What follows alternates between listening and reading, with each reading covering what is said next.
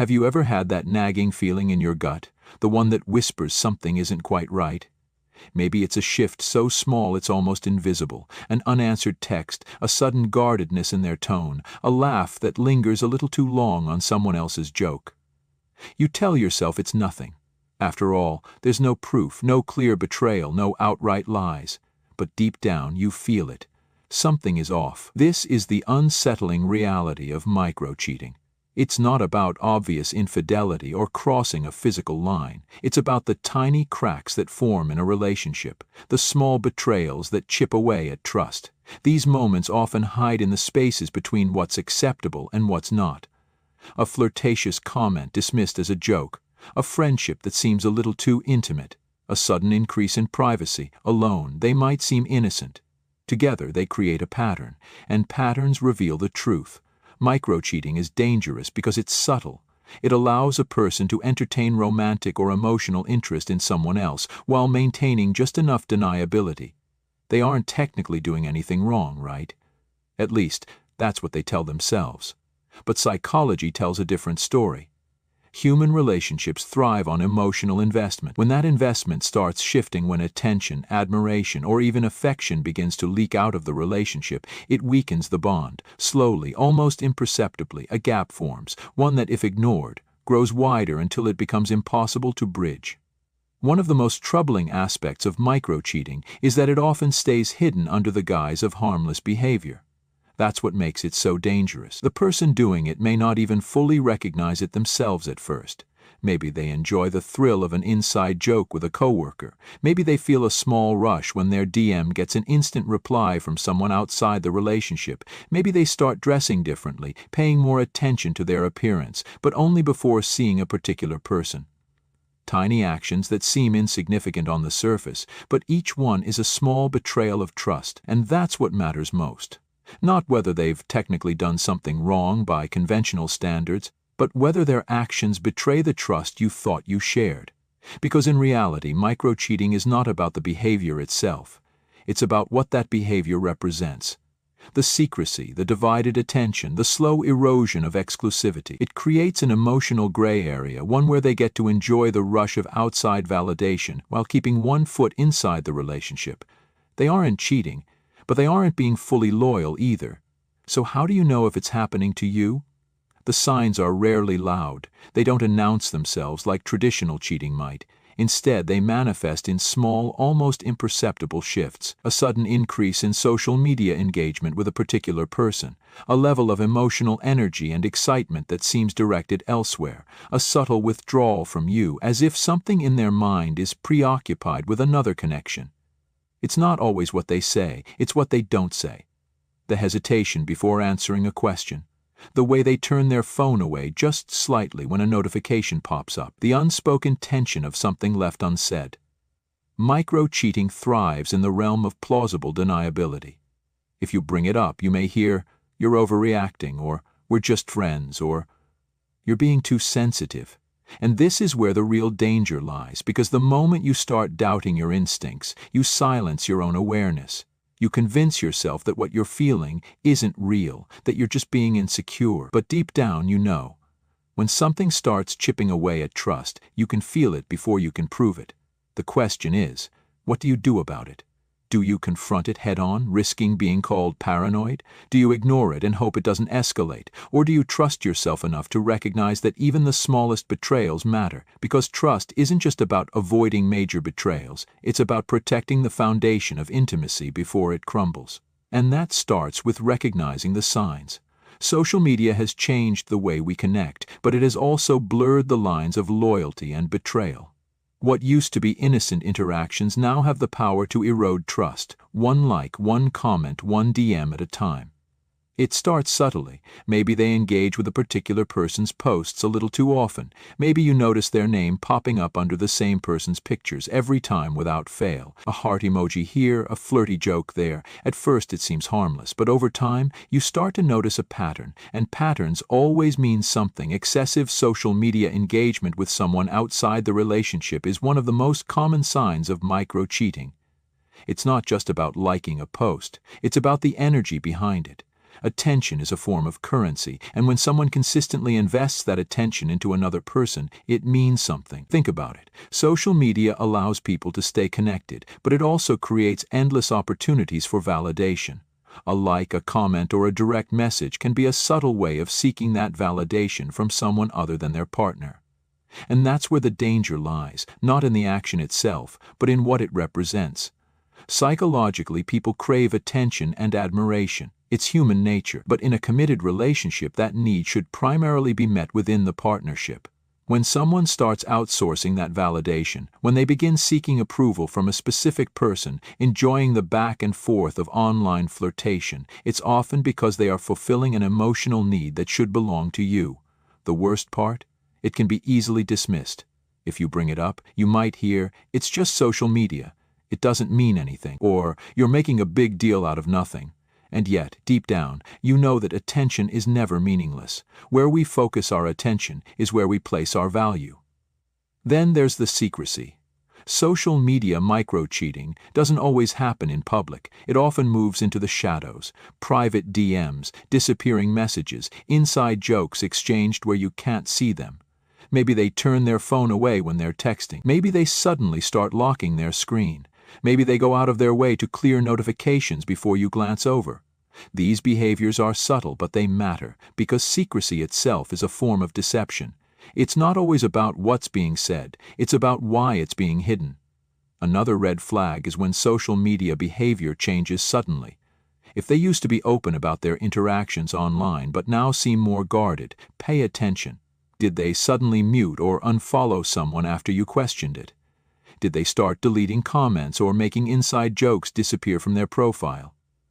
Changes like these are not random. They are adjustments made to avoid suspicion. And that's something you should never ignore. It's important to note that social media by itself is not the enemy. People are allowed to have friends, interact online, and even appreciate others. The difference between harmless engagement and micro-cheating lies in intention. Are they interacting in a way that fosters transparency and respect within your relationship, or are they engaging in behavior they wouldn't want you to see? Because that's the real test. If they wouldn't do it in front of you, if they would hesitate before showing you their messages, then they already know they're crossing a line. So what can you do? The first step is to trust your intuition. If something feels off, don't gaslight yourself into thinking you're imagining things. Instead, observe patterns. Does their phone suddenly become a private vault? Do they get defensive when you ask a simple question?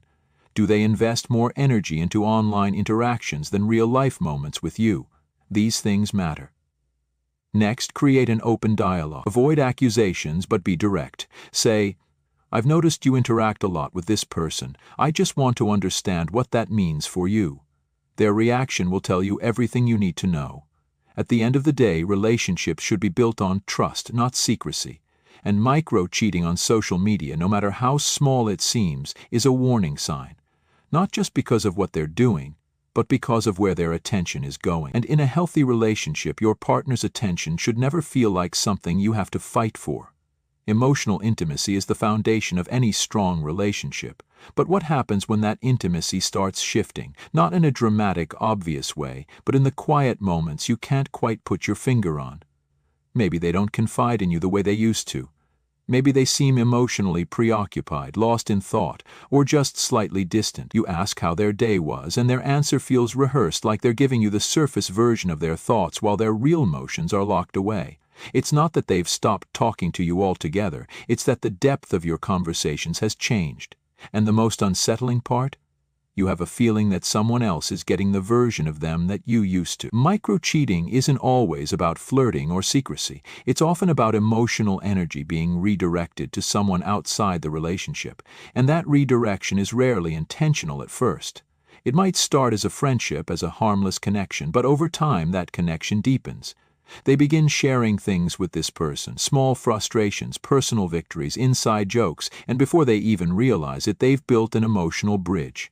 One that you're not a part of. This is how emotional affairs begin. They don't come crashing in like a storm. They unfold quietly, in stolen moments, in conversations that should have been had with you. The psychology behind it is simple. When we connect with someone emotionally, we start associating them with safety, with validation, with excitement. And when that connection is with someone outside the relationship, it creates a divide. The partner engaging in this form of micro-cheating might not even see it as a problem. They tell themselves it's just a friendship.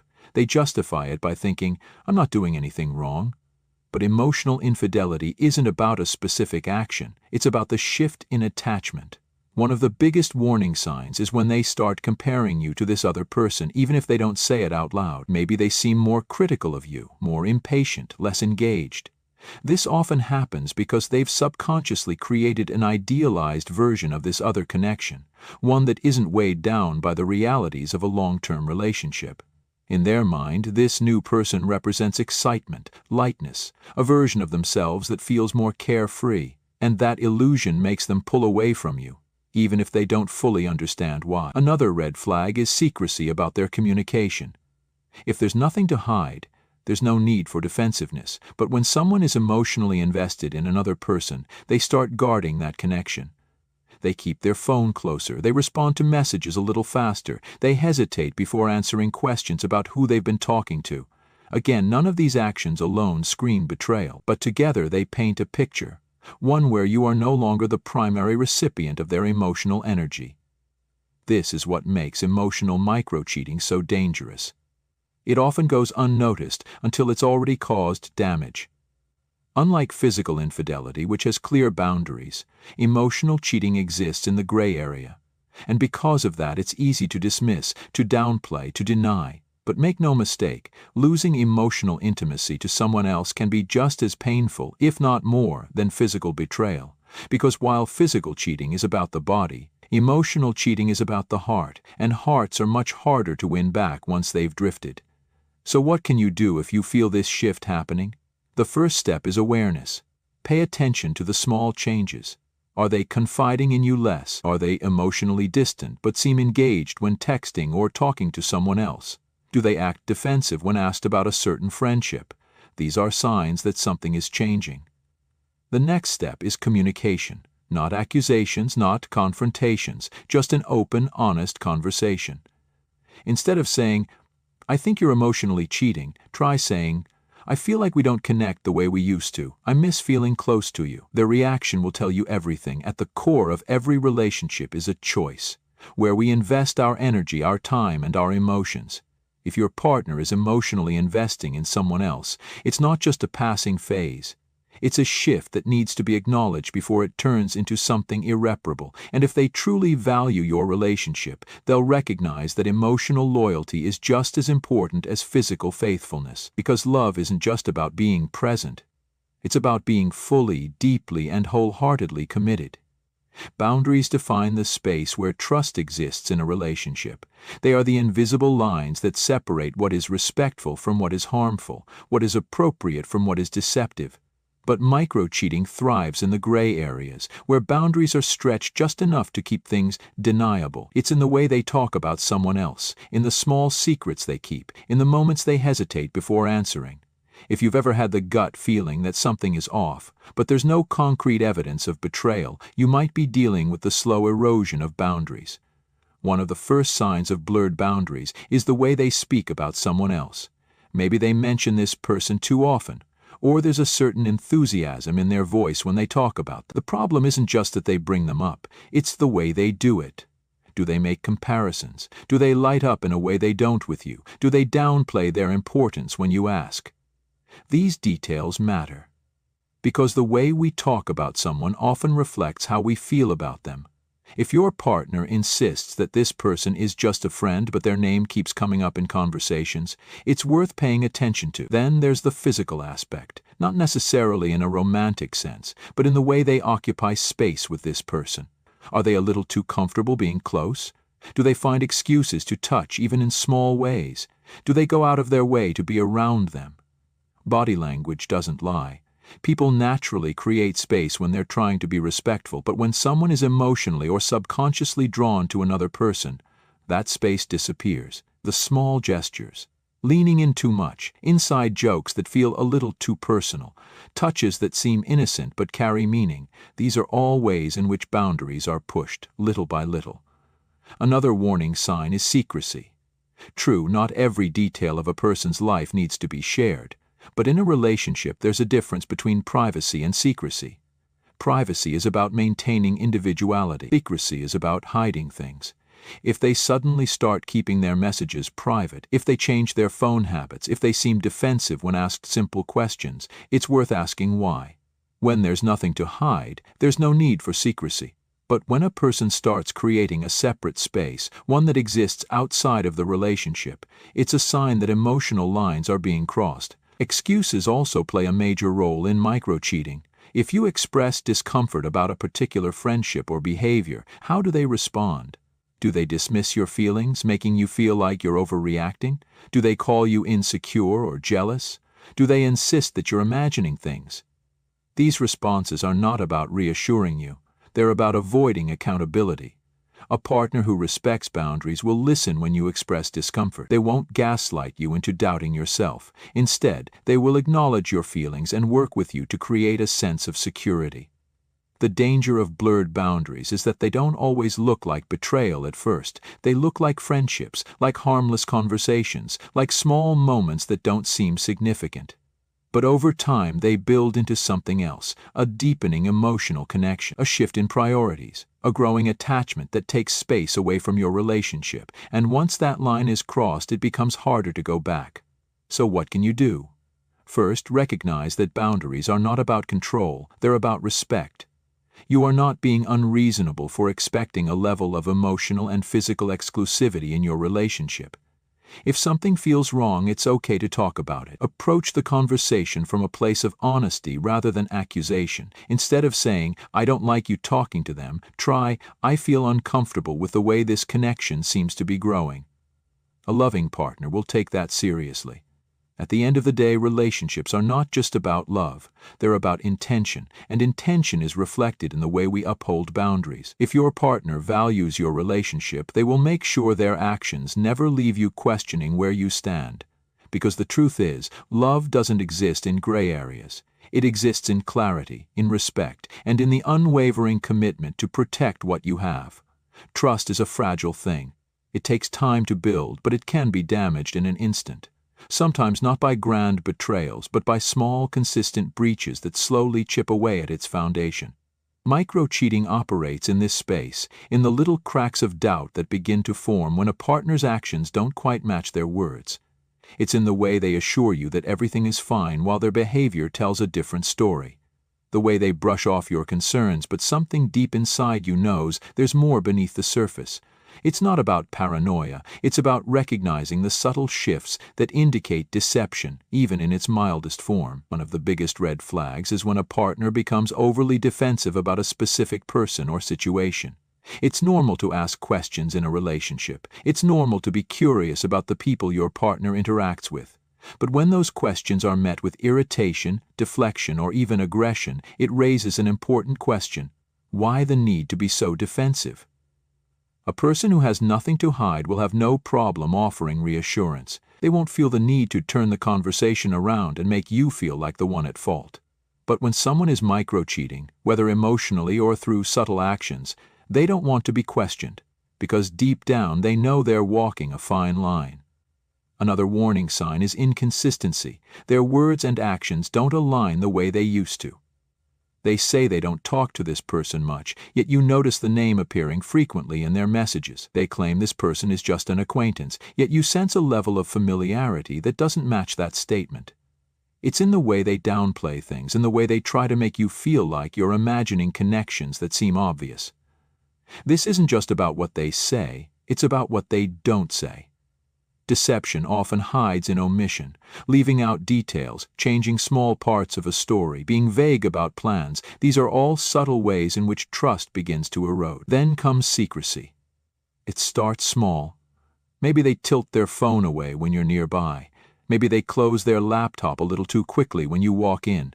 Maybe they used to be open about their social media, but now certain notifications never seem to appear when you're around. The key here isn't just the secrecy itself. it's the change. If they were always private, that's one thing, but if they suddenly start guarding their devices, clearing messages, or being overly cautious about how they communicate, that's when you need to ask why. People who aren't hiding anything don't suddenly change the way they behave. Gaslighting is another tactic that often accompanies micro-cheating. If you bring up concerns and they respond by making you question your own reality, that's a serious red flag. They might say you're overreacting, that you're just insecure, that you're making something out of nothing. They might act as if your concerns are a personal attack rather than a legitimate emotional response. This isn't just unfair, it's manipulative. A healthy partner won't make you feel crazy for noticing patterns. They won't dismiss your feelings just because they don't want to be held accountable. And then there's the emotional withdrawal. One of the hardest things to pinpoint about micro-cheating is the way it affects intimacy. It doesn't always mean your partner is outright cold or distant. Sometimes it's more subtle. The small details. Less eye contact, shorter conversations, a lack of enthusiasm when spending time together. It's the feeling that they're physically present, but emotionally elsewhere. Because the truth is, when someone is investing their emotional energy elsewhere, there's less left to give to you. You may not be able to see it, but you feel it. So what do you do when trust starts slipping through your fingers like this? The first step is to recognize that your feelings are valid. If something feels wrong, it's worth addressing. Approach it from a place of honesty rather than accusation. Instead of saying, "I know you're hiding something," try, "I feel like there's a distance between us and I want to understand why." A trustworthy partner will want to ease your concerns, not dismiss them. They will want to rebuild trust, not deflect responsibility. At its core, trust isn't just about believing in someone, it's about feeling safe with them. If micro-cheating is present, that safety is compromised. And if your partner truly values your relationship, they will understand that trust isn't something to be taken lightly. It's something to be protected, nurtured, and reinforced every single day. Because once trust is broken, even in the smallest ways, it's never quite the same again. Emotional distance is one of the most painful yet subtle signs that something is shifting in a relationship. Unlike clear betrayals that leave undeniable evidence, this type of disconnect sneaks in quietly, making it hard to pinpoint exactly when or how things started to change. It doesn't happen overnight. It happens gradually through a series of small, almost imperceptible moments, a lingering silence where there used to be laughter, a hesitation before answering a simple question, a sudden lack of depth in conversations that once felt effortless. When micro-cheating is present, emotional withdrawal often follows, creating a rift that can feel confusing, lonely, and deeply unsettling. At first it might seem like nothing. They're a little more distracted, a little less engaged. Maybe they take longer to respond to messages, or they seem preoccupied even when you're spending time together. You tell yourself it's stress, exhaustion, or just one of those phases relationships go through. And sometimes that's true. But when the emotional distance lingers, when it becomes a pattern rather than an exception, it's worth paying attention to. One of the clearest signs of emotional withdrawal is a shift in communication. When someone is micro-cheating, even if they haven't physically crossed a line, their attention is being pulled elsewhere. This often manifests in the way they interact with you. Conversations that once flowed naturally start feeling forced. They become less interested in discussing their day, their thoughts, their feelings. The small moments of connection, checking in, sharing jokes, making plans, start to fade. They may still talk to you, but it's surface level, lacking the emotional depth it once had. And the worst part? They may not even realize they're doing it. When a person begins investing their emotional energy in someone else, even in a way they wouldn't consider cheating, it inevitably creates distance in their primary relationship. Another indicator is the absence of small gestures. Love isn't just in the grand, sweeping declarations, it's in the tiny, everyday moments that reinforce connection. A lingering touch, a thoughtful message, an unexpected compliment. When emotional distance sets in, these things slowly disappear. They stop noticing the little things about you. They don't ask how your day was with the same genuine interest. They forget small details that used to matter. It's not that they don't care, it's that their emotional energy is divided, and in a relationship, divided attention can feel like neglect. The next, they're distant and distracted. This emotional hot and cold pattern can be one of the most confusing aspects of micro-cheating. It keeps you off balance, unsure of where you stand, and in many cases it's not intentional.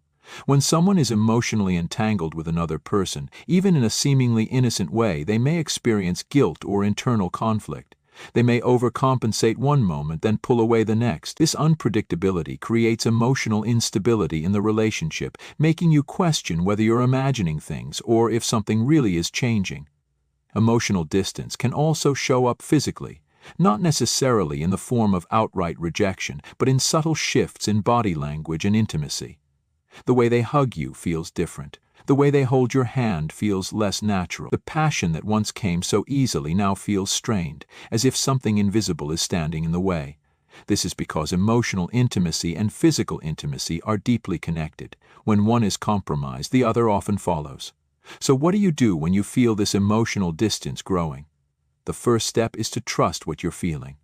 Emotional withdrawal isn't always the result of micro-cheating, but it's always a sign that something needs to be addressed. Avoid jumping to accusations. Focus on the connection itself. Instead of saying, "You seem distant lately, are you interested in someone else?" try, "I feel like there's been a shift between us and I want to understand what's going on."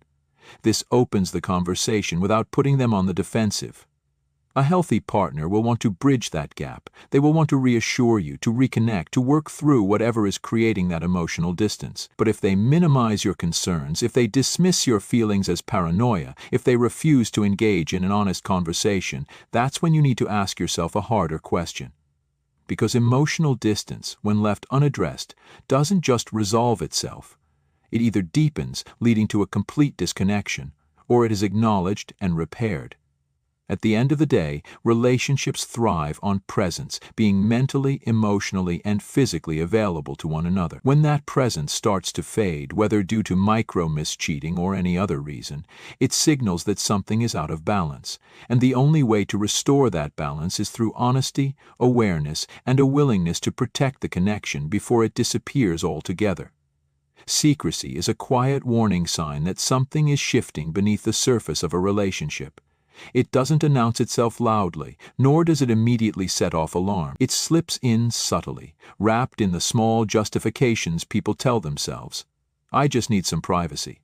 It's not a big deal. There's nothing to worry about, but secrecy is rarely about privacy. It's about creating a barrier, a hidden space where something or someone exists beyond the awareness of a partner. And when micro-cheating is involved, secrecy becomes the protective shield that allows it to continue without consequences. It often starts with little things. A phone placed face down on the table, a screen tilted away when a message pops up, a conversation that suddenly stops the moment you walk into the room. None of these actions on their own mean something is wrong. But when they start forming a pattern, when secrecy becomes habitual rather than incidental, it's worth paying attention to. Because secrecy isn't just about what's being hidden, it's about why it's being hidden. Micro-cheating thrives in secrecy because it relies on blurred lines, connections that aren't fully romantic but aren't entirely innocent either. A flirtatious exchange that feels exciting, a growing attachment to someone who isn't their partner, a text thread they don't want you to see, not because it contains outright betrayal, but because it represents something they don't want to admit to themselves. When someone is engaging in micro-cheating, secrecy becomes their way of preserving both realities, maintaining their relationship while indulging in something that exists outside of it. One of the most telling signs of secrecy is a sudden change in digital behavior. Maybe they used to leave their phone out without a second thought, but now it's always in their pocket, their notifications mysteriously silenced. Maybe they've started using passwords where they never did before, or they quickly swipe away messages when you're near. Again, these things alone aren't proof of wrongdoing. Everyone deserves privacy, and trust means respecting that. But secrecy is different from privacy. Privacy is about personal space. Secrecy is about withholding information because revealing it could cause problems. You might notice a shift in the way they talk about certain people, or rather, don't talk about them. They might casually mention a new coworker once, but then never bring them up again, even though you can tell they interact frequently. Or they become strangely defensive when you ask about their friendships, brushing off questions with vague answers like, "We just talk sometimes, it's nothing." But if it was truly nothing, why does it feel like something? That instinct, That sense that something is being carefully omitted is often more reliable than any concrete evidence. Another red flag is a sudden reluctance to share details about their day. In a healthy relationship, people naturally exchange stories, small moments, the little things that make up their daily lives. But when someone is engaging in micro-cheating, they start filtering what they share. They tell you about their meetings, their errands, their workouts, but they conveniently leave out the conversation they had with that one specific person, not because they were doing anything explicitly wrong, but because deep down they know it's a gray area. And gray areas, when exposed, invite questions they may not want to answer. Secrecy also has a physical presence. It's in the way they turn their bodies slightly when texting, in the way they hesitate before answering a simple question, in the way they dismiss your concerns as overthinking. It creates distance, not just emotionally but energetically. You can feel it even if you can't quite define it, and that feeling of being locked out of something that should be open is one of the most unsettling aspects of secrecy in a relationship. So how do you address it? The key is not to attack, but to observe. Instead of saying, "Why are you hiding your phone from me?" try, "I've noticed you've been more protective of your messages lately. Is there something on your mind?" Instead of accusing them of keeping secrets, express how their behavior is making you feel. "I don't need to see every conversation you have, but when things start feeling secretive, it creates distance between us, and I don't want that." If their secrecy is harmless, they will have no problem reassuring you, but if they react with hostility, defensiveness, or gaslighting, "You're imagining things, you're just being paranoid," then that's when you need to trust yourself. Because real trust isn't about ignoring red flags, it's about recognizing them and having the courage to ask what they mean. At its core, secrecy is a barrier. It protects something. The question is, what is it protecting, and why does it need protection at all? Emotional distance is one of the most unsettling shifts that can happen in a relationship. It doesn't come with an announcement, nor does it happen overnight. It creeps in slowly, almost unnoticeably at first, like a quiet space growing between two people who were once inseparable. Conversations feel shorter, the warmth in their voice fades. Inside jokes that used to spark laughter now feel forced or worse, forgotten. You sense that something has changed, but when you try to put your finger on it, there's nothing concrete to point to, just a feeling. But feelings, especially in relationships, are rarely wrong. Micro-cheating doesn't always start with physical attraction. It often begins with emotional investment. It happens when someone redirects their energy, attention, and connection to someone outside the relationship in a way that subtly undermines the bond they share with their partner. They may not recognize it as disloyalty, but deep down, they know that they're forming a connection that treads into dangerous territory. The emotional intimacy that once belonged to you is now being shared with someone else, even if it's never explicitly acknowledged. You might notice they no longer turn to you first when something exciting or upsetting happens. Instead, their phone becomes their go-to source of comfort. They're eager to check messages, to share their thoughts with someone else, to engage in a dynamic that feels fresh and validating. It's not that they've stopped caring about you entirely, but the effort you use to feel in the relationship has diminished. They seem preoccupied, as if their mind is somewhere else, lost in conversations you aren't a part of. And in many ways that absence hurts more than any spoken confession ever could. One of the clearest signs of emotional distance is the decline of meaningful conversations. In a healthy relationship, discussions flow naturally, from the serious to the silly, from future plans to random thoughts in the middle of the day. But when micro-cheating enters the picture, those conversations become sparse. The effort to engage diminishes. You ask how their day was, and they respond with a simple, "It was fine." You try to share something important to you, but they seem distracted, their eyes flickering toward their phone, their minds elsewhere. It's not outright neglect. It's more subtle than that. It's the feeling that while they're physically present, they're emotionally absent. Emotional distance also manifests in body language.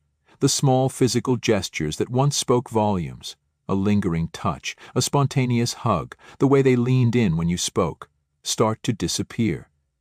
The gap between you grows, not just emotionally, but physically. They sit a little farther away. The instinct to reach for your hand fades. Affection becomes something you have to ask for, rather than something that flows naturally. And when you do address it, you might be met with defensiveness. "Nothing's wrong, I'm just tired. You're overthinking again." But deep down, you know tiredness isn't the issue. Another telling sign is the shift in their mood when they're around you. In the past, your presence felt like home to them, comfortable, effortless, filled with an ease that didn't need to be forced. But now they seem irritable, impatient, or uninterested. The things that used to make them smile no longer have the same effect. It's as if the emotional connection that once bonded you is weakening, replaced by a sense of detachment that's hard to ignore. They might still go through the motions, dinner dates, shared routines, but the feeling behind those actions is missing, and in a relationship the absence of emotion is often more alarming than the presence of conflict. The hardest part about emotional distance is that it's invisible.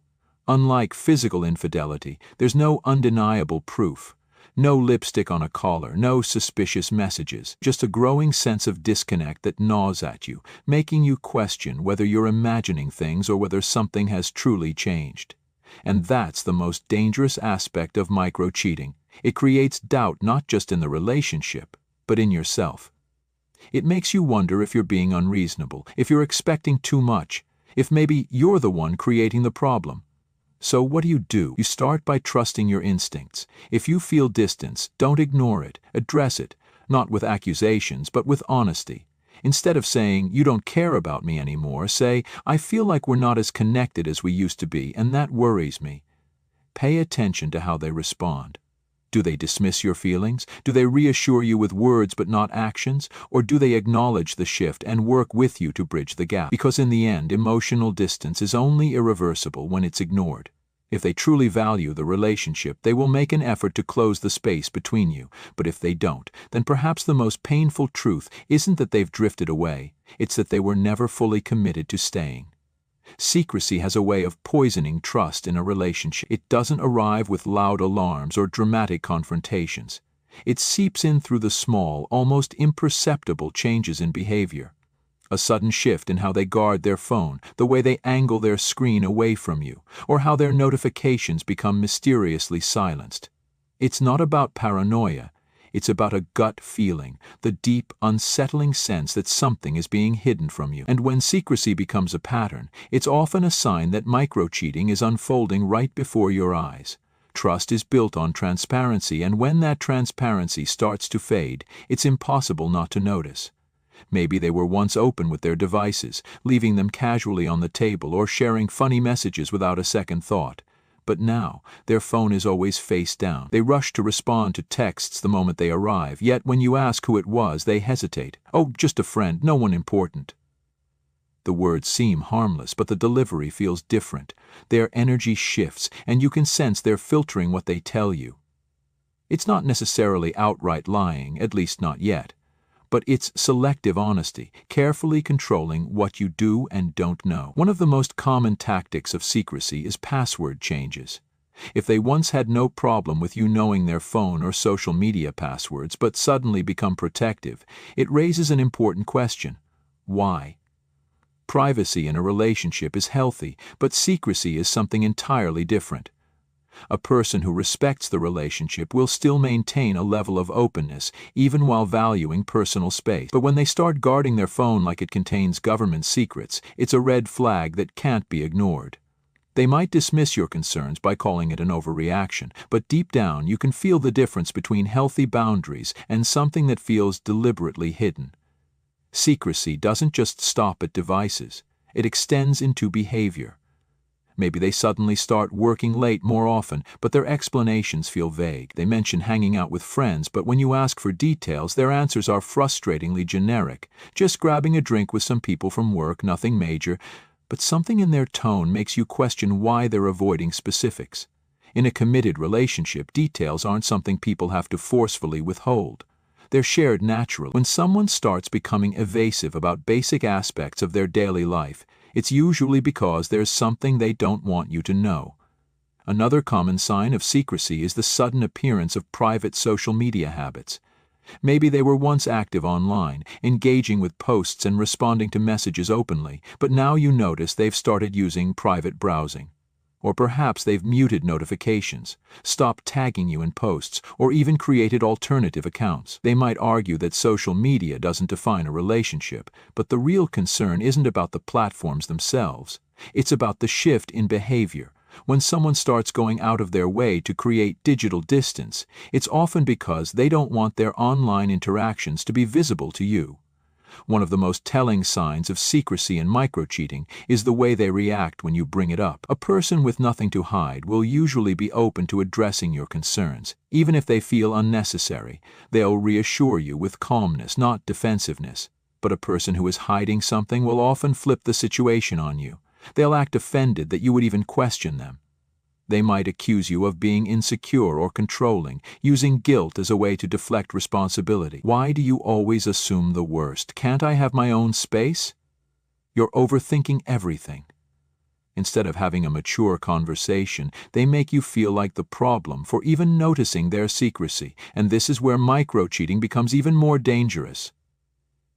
It manipulates the narrative so that the person being deceived starts doubting themselves instead of the one creating the secrecy. Secrecy breeds distance. It creates walls where there used to be openness. When someone starts hiding parts of their life, even in subtle ways, it shifts the entire dynamic of the relationship.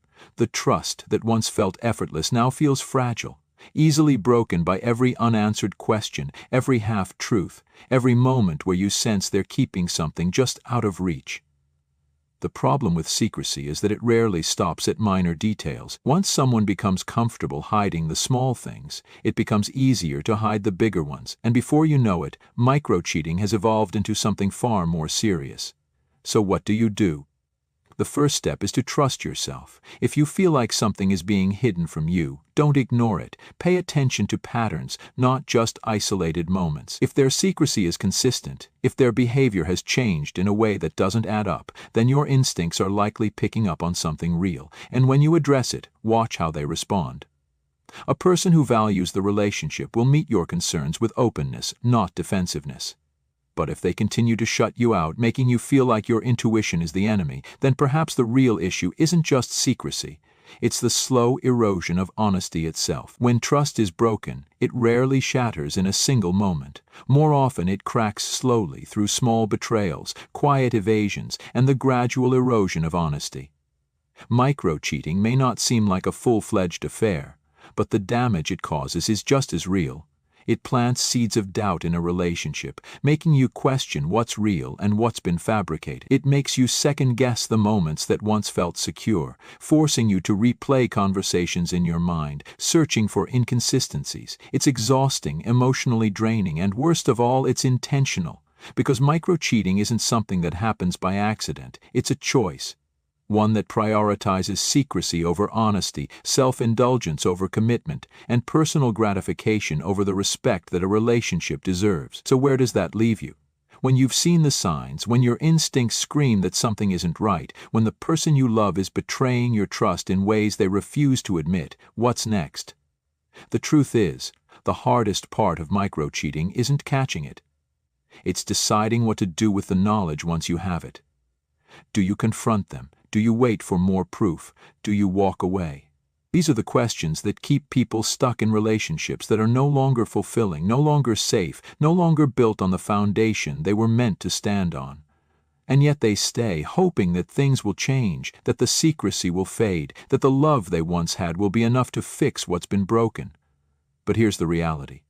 A relationship can't thrive in secrecy. It can't survive on half-truths, unspoken intentions, and silent betrayal. It needs transparency, it needs trust, and most importantly, it needs two people who are willing to choose each other, fully, completely, without distraction or hesitation. If someone is micro-cheating, if they are hiding conversations, entertaining emotional connections with others, or keeping you in the dark about their actions, they are not choosing you in the way you deserve to be chosen. They are keeping a part of themselves separate, unavailable, reserved for someone else. And in a relationship built on true commitment, there is no room for divided loyalty. So what should you do? The first and most important step is to confront the truth, not just about their actions, but about what you're willing to accept. It's easy to justify micro-cheating, to downplay it as something insignificant, to tell yourself that as long as they haven't physically cheated, it isn't a real betrayal. But deep down you know better. You know that dishonesty in any form is a violation of trust. You know that secrecy in a relationship is a slow-burning poison, and you know that if you continue to ignore the red flags, they won't just go away. They'll grow stronger, more damaging, until they can no longer be ignored. If you choose to confront them, watch how they respond. Someone who genuinely values the relationship will be willing to have the conversation. They won't dismiss your concerns, gaslight you into believing you're imagining things, or turn the blame onto you. Instead, they will listen, reflect, and, if they truly care, make the necessary changes to rebuild trust. Because change is possible, but only if both people are willing to work for it. If they downplay their actions, refuse to acknowledge how their behavior has affected you, or continue to hide things even after being confronted, then they've already made their choice, and at that point you have to make yours. Walking away isn't easy. It never is. But sometimes it's necessary. Because staying in a relationship where trust is constantly being tested, where your emotions are being manipulated, where you have to keep proving that your concerns are valid, it isn't love, it's self-betrayal. And the longer you stay in a situation where you aren't being valued, the more you teach yourself that your feelings don't matter. But they do. You deserve a love that is honest, a love that doesn't make you feel like you're competing for attention, a love that chooses you every single day. Micro-cheating may seem small, but the impact is anything but. It's the beginning of something much bigger, the slow unraveling of a connection that was supposed to be built on trust.